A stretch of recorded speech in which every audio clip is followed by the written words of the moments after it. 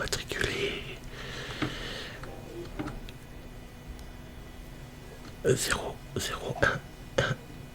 BY dans le 84. Vous avez dit que vous l'avez volé devant un supermarché. Alors une enquête a été menée, bien évidemment. Le seul petit problème, c'est que le problème, c'est qu'on se rend compte que voilà, c'est pas les faits que vous nous avez décrits.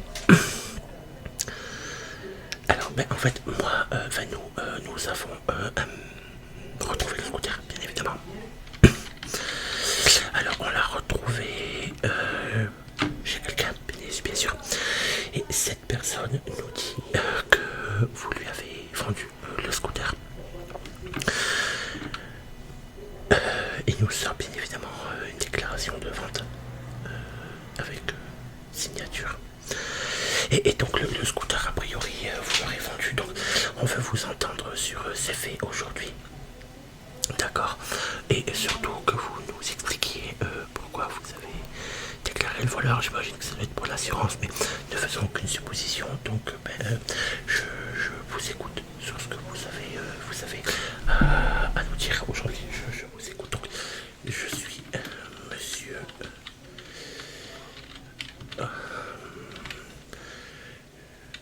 je reconnais avoir déclaré le vol de mon scooter. Très bien. Alors, question.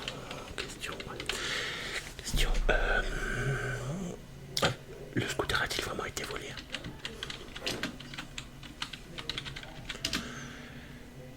Réponse. Non, le scooter n'a pas été volé.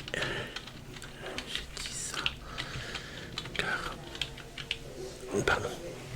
Car mon père était furieux que je l'ai vendu. Ok. Maintenant, sachez que ce que vous venez de faire est parfaitement illégal, bien évidemment. Que vous êtes fait engueuler par votre père, je peux l'entendre. Maintenant, chaque solution a son problème. Chaque problème a sa solution, excusez-moi. Donc, il y avait d'autres solutions que ça, bien entendu. Donc, en plus, vous êtes majeur, alors bon.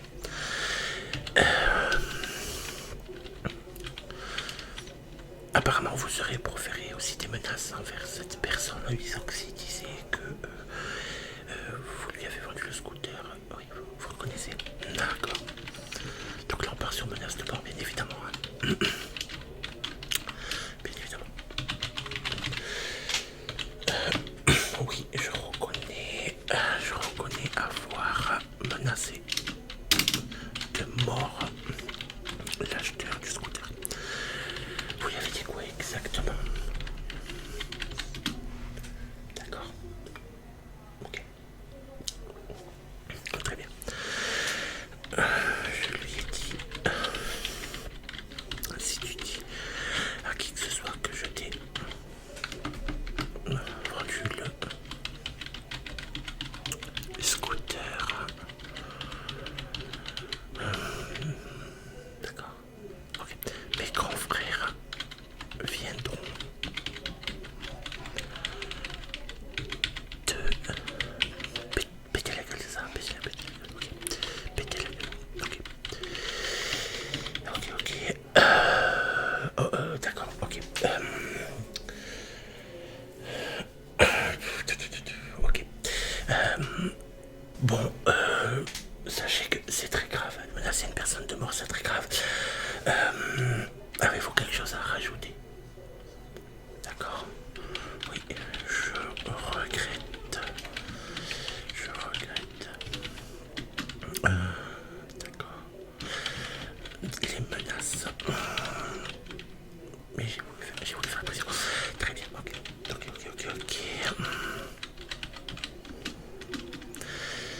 Ok, hop. Alors on va sortir bien évidemment. Hop. Ok, bougez pas.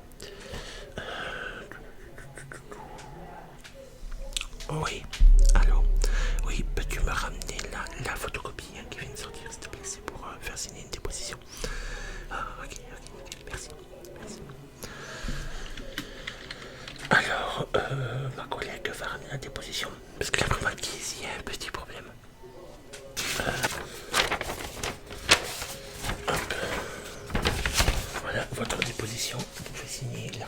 signe en bas de la feuille, s'il vous plaît. Très bien, merci. Je vais appeler le procureur pour voir ce qu'il décide de faire. Pouvez-vous attendre juste 2 petites minutes, s'il vous plaît, dans la salle d'attente. Je vous remercie. Je vous appelle dans 5 minutes. Merci. Et bonjour madame la procureure, c'est l'officier de police judiciaire du commissariat central de Paris.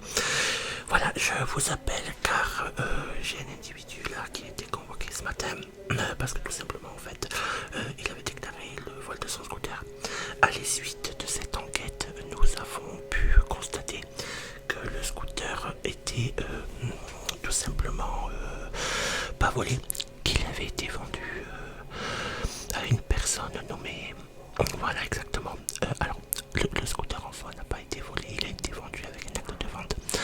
La personne a déposé plainte, bien évidemment, parce que son père a réagi mal suite à la vente de ce scooter et il a proféré des menaces envers l'acheteur une fois le scooter vendu, que s'il disait à qui que ce soit que le scooter lui avait été vendu, ses frères viendraient lui péter la gueule, tout simplement. Donc on est sur des faits de menaces de mort. La victime n'a pas souhaité déposer plainte. Elle souhaite tout bonnement garder le scooter puisqu'elle l'a acheté en bonne et due forme. Du coup, je voulais savoir, est-ce que vous décidez de poursuite judiciaire envers le suspect ou pas? D'accord. D'accord, très bien. Donc, ok. D'accord. Très bien, je vous remercie, monsieur, madame le procureur. Passez une bonne journée. Au revoir. Dis-moi, tu peux m'appeler monsieur, s'il te plaît. Ouais, merci. Alors, asseyez-vous. Donc j'ai eu la procureure au téléphone qui a tout simplement décidé de vous convoquer. Donc elle décide apparemment de faire suite à ces menaces de mort. Donc vous avez un rendez-vous le 1er juillet. Le 1er juillet à 9h au palais de justice. Donc c'est avec madame Blinkin, madame la juge. Et donc à ce moment-là, il vous dira quelles sont les suites. Est-ce que vous devez prendre un avocat? Si vous le souhaitez, vous pouvez. Bien sûr, vous avez le droit à un avocat. Par contre, si vous n'avez pas les moyens, je vous conseille de faire les documents administratifs pour l'avocat commis d'office dès maintenant. Voilà, je vous remets la photocopie, bien évidemment, de votre déposition. Et je vous souhaite une bonne continuation.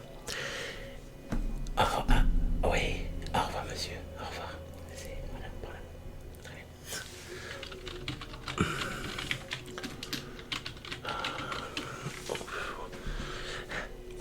Oui, c'est bien passé, ouais. Tu veux un petit café? Ouais, ok. Et toi, Marc?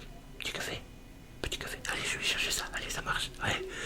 Ouais, bon, bah, la routine, menace, violence, enfin. Après, ce genre de choses, on n'est plus tellement surpris, hein, malheureusement. Exactement. Bonjour, madame. Je vous en prie, asseyez-vous. Vous voulez déposer plainte? Oui, très bien. Pour quel motif? On vous a arraché votre sac. D'accord, ça s'est passé quand? Là, il n'y a pas longtemps. D'accord, vous allez bien, vous voulez voir, parce que moi c'était il n'y a pas longtemps, vous voulez voir les secours? Non, déposer plainte. Ben écoutez, oui. Oui, ben on va faire ça tout de suite. Très bien. Donc, vous êtes madame. D'accord. Vous avez 22 ans. Très bien. 200. D'accord. Vous êtes domicilié où? Au 60. Ok. Rue. D'accord.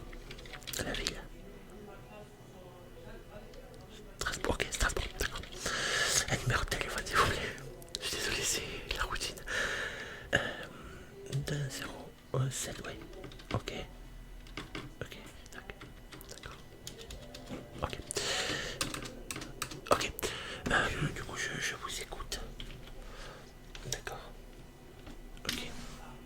Mhm.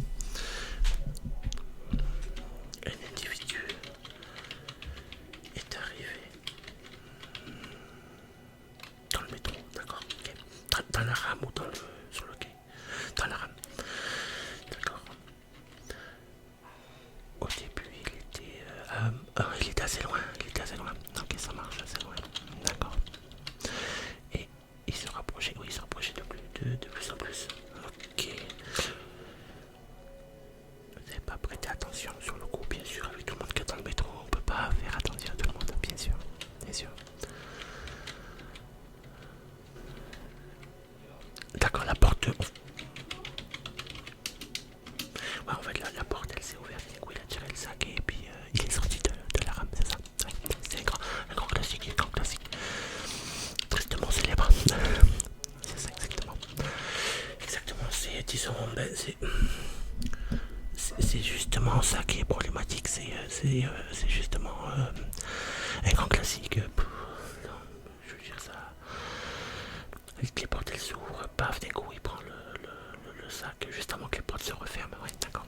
Qu'est-ce qu'il y avait dedans? Il y avait des objets de valeur. De valeur.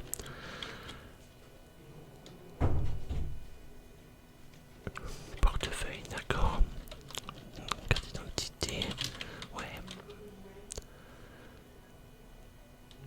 Pas de bijoux. Non, pas de bijoux. Ok. De l'argent. Oui, d'accord. Combien il y avait dans le portefeuille? 300 euros. Pile. 350 à peu près. Ok. D'accord. En liquide. Ok. J'ai qui carte bleue? Que carte bleue? Non. Ok. Ok. Et votre portable j'imagine. Oui. Ok. C'était quoi comme portable? Un iPhone. Très beau portable. D'accord. Alors, bien évidemment, j'espère que vous avez la facture du téléphone, ça va être très important. Déjà, vous savez rien, ça c'est le principal, bien entendu, mais pour l'administratif, d'accord, ça s'est passé où exactement? Dans le métro, mais vous savez à quelle porte il est sorti? D'accord, ok, ouais. Oui, à mon avis, ça a dû courir dans la cité. Ouais, je pense. Je pense que vous savez, c'était pas bien organisé. Bien organisé. Ouais.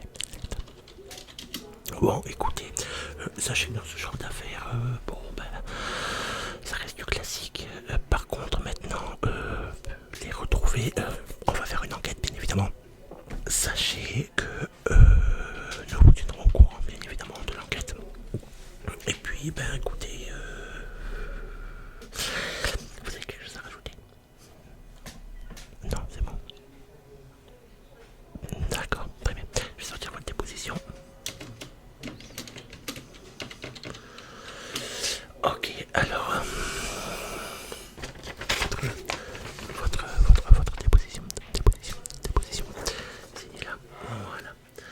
Très bien, alors celle-là elle est pour vous, hein. Je vous la laisse. Nickel, nickel. Eh ben, écoutez, je vais mettre des enquêteurs sur l'enquête. Sachez que c'est des enquêtes qui peuvent un peu de temps quand même en général.